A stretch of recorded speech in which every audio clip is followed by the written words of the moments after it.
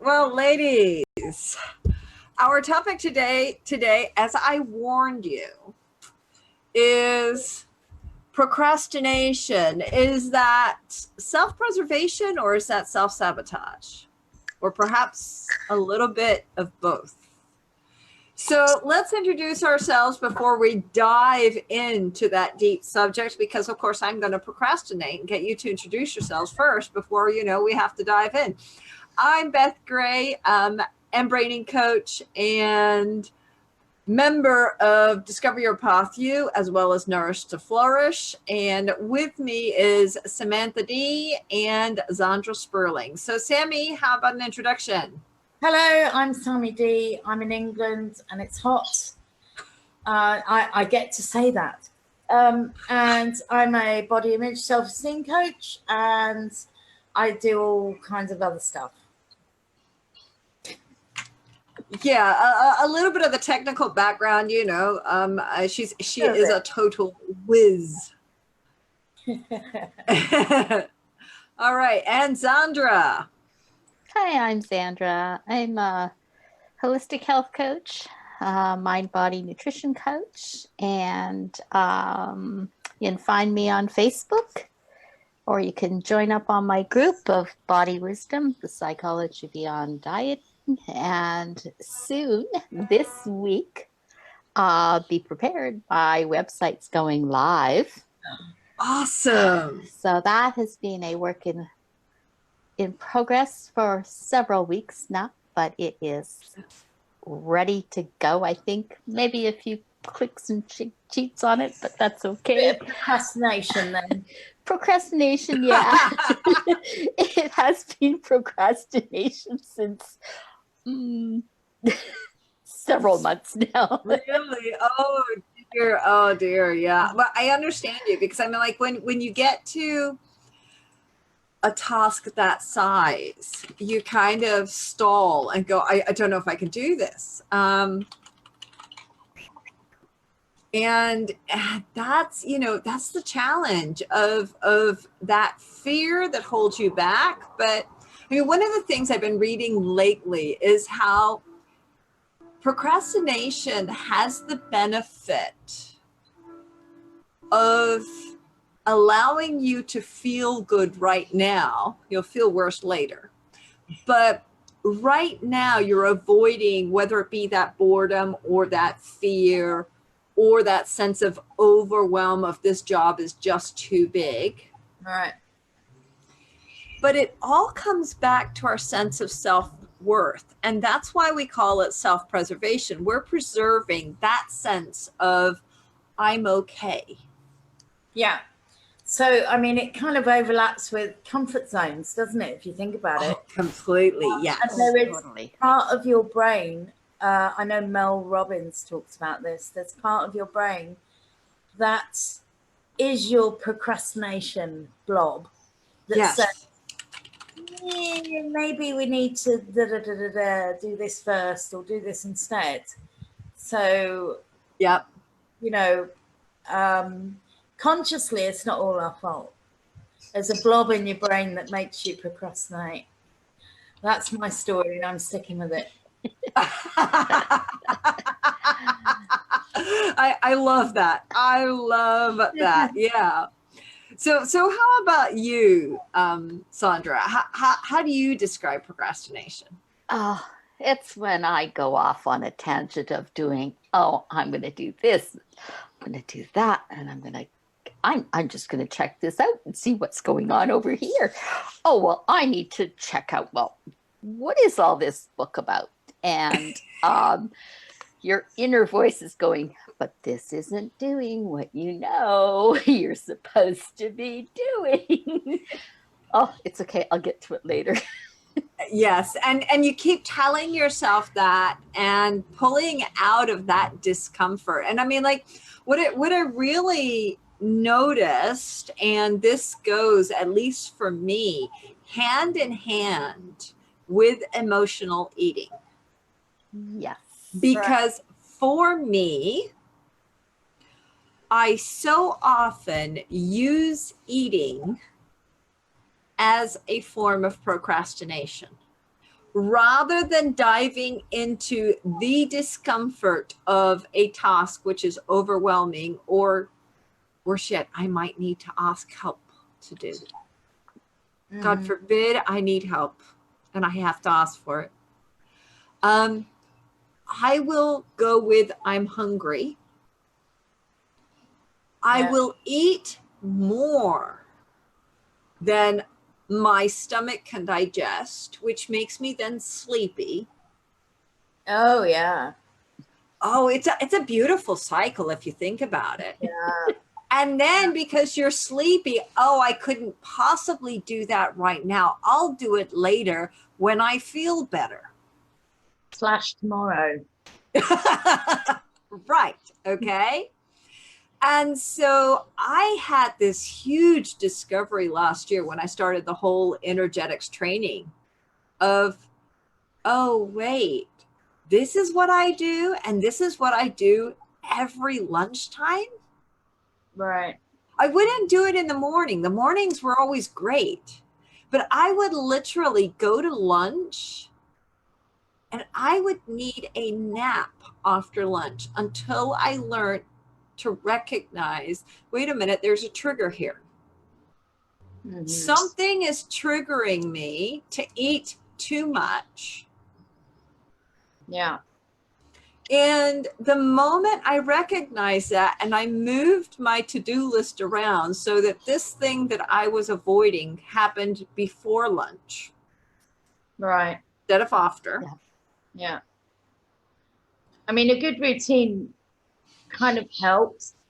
What I used to do was, you know, if I'm working on a website or something and I hit a button and it's going to take a few minutes to process what I've done, I'll get up and go into the kitchen. I can't walk past the fridge without opening it. So, you know, I kind of, I surround myself with like fruit and water so that I don't get up and walk into the kitchen. Or I make... One of the things I did was I bring a thermos with me of hot water to my office so that I don't do that, you know, and that's exactly it. Like, because it's a home office and you want that setting of this is office. This is not, you can just go into the kitchen and do whatever. Yeah. I mean, I always say, you know, people sort of say, oh, working from home, it's amazing. No, you got to have a lot more discipline than you ever did in the office. You have to have a routine and you have to stick to it. Because otherwise you're like, oh, the grass needs cutting, I'll go and do that, you know. So, I mean, it's the same thing with food. If you're thinking about something or thinking something through or worried about something, you kind of, you drift into the kitchen and you kind of, oh, yeah, I'll make some tea and I'll get some cookies or something, you know. So I think you have to really stick to your routine and think about what you're doing, like everything, really. Yeah. Heather was just commenting that, oh my God, that's so true. I never connected overeating, napping, and procrastination. And I know, at least for me, that all goes together. At least in my life, that fit together. My big one is, getting up and now. Yeah. Sorry, Sandra. It's okay. My biggest one is oh, I'll just get up. I'll just go for a quick little walk. And then, oh, geez, that needs to be done. Or, oh, geez, I'm going to. Oh, wait, you reordered the whole spice cabinet? Oh, yes. I needed to reorder the spice cabinet. Of course I did. Yeah. And I think the biggest thing for me, what's really, because I've worked at home for a lot of years when I had my own business as dressmaker designer. And yes, I did have a shop too, but the biggest thing was, and bringing some of that, what I learned from back then into now, is don't overcrowd your day with so many tasks. Pick 3. Yes. Pick 3, no more than 3. And just focus on those 3. Like, keep it simple, keep it doable. Yeah. Yeah. I mean, one of the things that I said to a friend yesterday was that I have stopped managing my time and I've started managing my energy. And so if you look at my schedule or my agenda, all it has in it is actual appointments. It doesn't have in it the to-do list. I make sure that I book my appointments kind of back to back so that I have big blocks of time open. Yeah. But at the same time, I don't write in there on Monday morning, well, this is what I'm going to do with that time. No. I have a separate list on which I've got my to-do list. And then I sit down in the morning and I select 3 items from the list. Work, health, happiness. That's what I do. Yeah. Yeah. You know, And one thing from each. one thing from each. Exactly. So basically it's just like, okay, so now I have these 3 items and you give yourself permission just to pour yourself into that. Mm-hmm. And when I'm done with those 3, either I celebrate and I can take the rest of the day off, should I so choose, or I go back to my list and I pick one more thing. Yeah. Yeah. But I give myself that choice of choosing whether or not to go back, because what happens then is that there's an end of your day. There's a celebration of your day. Yeah. You have a reward and you can be grateful. Exactly. And you have a benefit, which is why I say, you know, one of the benefits of procrastination is this. And unless you start addressing benefits of procrastination and replacing that benefit with another benefit for getting the job done, you don't overcome it. And I mean, like, another one for me is the whole perfectionist. You know, if I can't do it perfectly, why do it at all? Yeah. Or don't, you know, but then what starts happening for me is that I leave it till the very last minute. You know, I mean, if you ever read my CV, it says works well under pressure. And a friend of mine that was reading my CV goes, oh, yes, procrastinates. And I was like, yeah, that's because you know me, but they don't know me. But it was about, if I put a limitation of time of I have to only, you know, I've only got a day left and I've got to get it done. If it's not done perfectly, it's not done to the standard that I hold myself to, I have an excuse. Yeah. Yeah. She has an airplane. Yeah, that too. And so I let myself off the hook of, oh, I didn't get this done because I ran out of time. Right. Unfortunately, that doesn't work with our health and well-being, because you can't leave everything till the very last minute and then fix it all. Well, we could try. Well, how many of us do try? We end up with heart disease, we end up with diabetes, we end up with all sorts of perfectly avoidable health issues. And in terms of procrastination as well, when it comes to nutrition, you know, it can be on a smaller scale. Like yesterday, I didn't eat anything until 4 p.m. By that time, You're ravenous. I don't know what I would have done, but you know, and that really, I was kind of disappointed with myself. I mean, it turned out all right, but so you didn't order the pizza and the soda and the cinnamon buns. Thinking, yeah, I'll eat in a minute. Yeah, I'll eat in a minute. Yeah, I'll eat in a minute. By then it was 4 p.m. and I was like, oh my God, I'm going to faint if I don't eat something now. I mean, luckily I had a great big plate of sliced oranges and I just filled my face with them. Okay, yeah. You know. Yeah. But there's your vitamin C intake for the week. Yeah, okay. It's so easy to say, oh my God, well, I'll just order in. Yeah. And that's what I think is the biggest issue. I know for me, I literally keep my house clean of any of those things that I will fall into because I left myself to get to that point. Right. So, like the only thing you're going to find pre-prepared and cooked in my house is something like rice and broccoli and those sorts of things where it's like, okay, well, this is what I've got. Yeah. And I made some granola in my big fat kitchen. Nice. Yeah. So Yeah. I that's something I can pick on. Yeah. Yeah. Very nice, actually. But it's that recognition that, as much as I might think I can do this later, at least for me, with health and well-being, I'm starting to learn that has to be a priority. There's no, I can fix this later and quickly catch up. Because, you kind of throw your body off kilter, don't you? When you. Right. Well, that's like, the person that's preparing to get, for an event or, oh, my cousin's getting married and I want to lose 5 pounds and I'll do it the 2 weeks before the wedding. Uh-huh. No.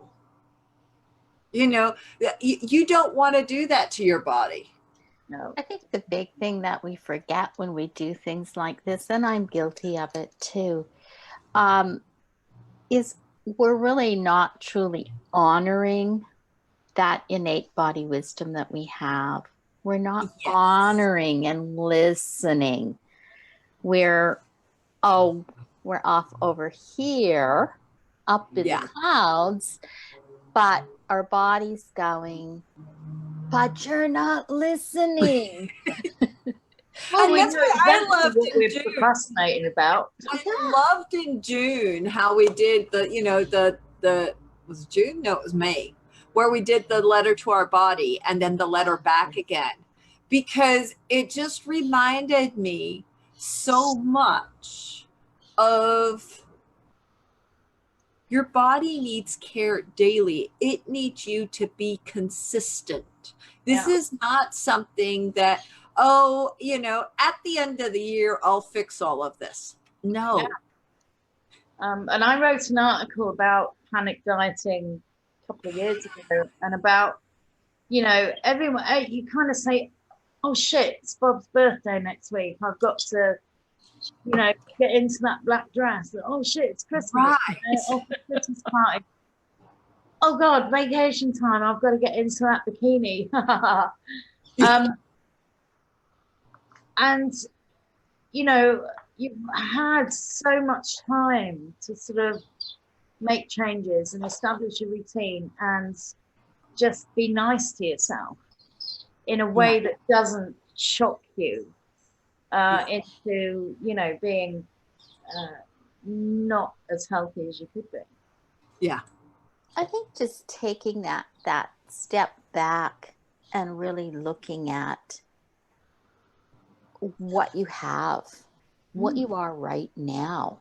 Yeah. Let's not worry about tomorrow, because tomorrow could be totally different than now. Yeah. We only have this moment. Yeah. In honesty, we're only in this moment because we don't know what's going to happen. We don't have the crystal balls. Our cards aren't going to show us what's going to happen at 4 p.m. today. Right. So honor. Although Sammy already knows what happened at 4 p.m. Oh, well, yes, she's time. Well, 4 p.m. my time, right? Yeah. In my aura.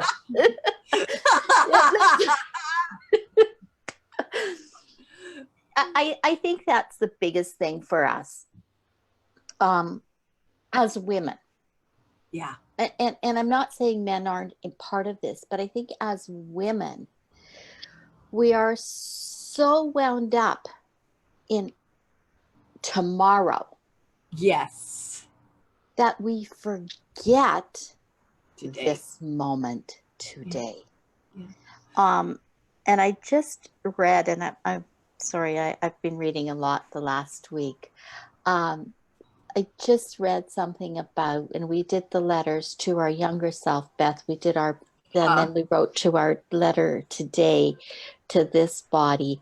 Why not take and write a letter to that older, when you're older? Like, and I thought, wow, okay. My Ooh, that's a 20-year-old. nice idea. Mine would Yeah. say, "Yeah, you made it." What are you going to say Well in done. 20 years to Yeah. to yourself? What lessons do you want that person to go, I really reached this pinnacle in my life? Yeah. Yeah. Yeah. And we get so wrapped up in I have to do. Right. Oh, I don't really want to do. And for me, with the website, I started this back in the spring, in February, and it was simply, it wasn't flowing, and I wasn't excited. Yeah. So I would procrastinate on every little piece, Uh-huh. and it was like, okay, but what's behind? Why am I not doing? And I think that comes back to our self-worth again. And I think even with the dieting and the self-care, it comes back to that self-worth. I'm Exactly. not worth looking after. I'm not, and it's like you said, it's being in that present moment instead of living in tomorrow. It's bringing myself into today. And no, this is not about tomorrow. This is about how I'm living today. And Sharon has a great technique that she's working on and has most of us doing, where you do a video to yourself and then you watch yourself every day. For 30 days of, I've been procrastinating about that. I finally did it this morning. So the only reason I'm now able to talk about it is because I finally did it. So basically, yeah. But Sharon and Discover Your Path Use got us on this. Okay, well, do a video for yourself, to yourself. Yeah, that you look at every day. Which you look at every day. Yeah. And tell yourself what you need to hear. Mm-hmm. I don't know how this is going to turn out. Yeah, I'm gonna do it. But I think it's that understanding, that recognition that I am valuable enough to take care of myself, to give myself time, to set aside time to cook for myself, to prepare healthy food, to do exercise, and the same way that my business requires my attention, so does my body and my health. Mm-hmm. Yeah. And once you get into a routine with it, you kind of steer away from procrastinating about it, and it becomes Exactly. Yeah. So, final thoughts on procrastination as self-preservation, self-sabotage. I agree with you, Beth. I think it's a bit of both. But I think we need to be mindful and say, recognize when you are procrastinating and, decide what you're going to do. But again, I probably said this last week, don't beat yourself up over it. Yeah. And for me, the self-preservation is preserving that image of myself by not stepping out of my comfort zone. Of, I haven't failed because I haven't tried. Yeah. And so what I am learning to let go of is that need to protect a certain image of myself by not trying. Of, it's okay to try and do it badly. Because absolutely. no one's watching. Yeah. Everyone is so caught up in their own lives, they're not really watching. Yeah. And And- everyone's got their own stuff. Yeah. Yeah. And in all honesty, who will know whether you did it badly? Because in your mind, you've done it badly. But who out there is really going to know? Because they don't have anything to gauge it by. Exactly. So, Absolutely. And so we put ourselves in these situations of not even trying. yeah. Yeah. Um, And I think too, Beth, and Sammy, I think this is a huge one, is we're all so worried about it has to be perfect. So therefore we don't do it. But who really knows if it's perfect? Does well, it I mean, and then have to to be me, that's the same would go with eating and living a healthy lifestyle. Yeah. So does a healthy lifestyle include pizza once a month or twice a month? Well, actually, Well, everyone's Who different, aren't cares? they? exactly. Yeah. And who's watching? And Okay. Who cares? How If did it's you going to eat bring it? you joy, then life's too short Right. not to have some joy in your life. So Absolutely. And so I'm not Do it. saying you want to have pizza twice a week, 3 times a week, because it's the easiest thing to order. No. But I am saying ditch the diet. yeah, You know, start looking at health and energy and well-being and what's taking you to that place where you're clear-headed. and choose And yourself. yeah. You know, don't do what other people are doing. Do it yourself. Yeah. Do what your body is asking it to do. Honor Yeah. that. And that includes movement, not necessarily exercise, but certainly movement. And do it with joy. Do it with pleasure. Yeah. Do it being happy. And Yeah. and really doing it as focused as you can without the distractions Yeah. coming in. Yeah. If you want to eat that pizza, eat that pizza. Eat it Yeah. at the table. Put some candles on that table. Have Yeah. a plate, have a napkin, have some soft music going. Eat it Yeah. with joy, eat it with pleasure. Taste it, really absorb it. Yeah. Well, guys, thank you so much. This has been fun. It's been an awesome topic. So hope to see you guys all same time, same place next week. And we will continue talking about living your best life and what does that look like and how do you do it. So thank you. And thank you, Heather, who's been watching us, and anybody else who hasn't commented and has just been hiding in the background. We are so grateful to have you. Oh, hi, Elisa.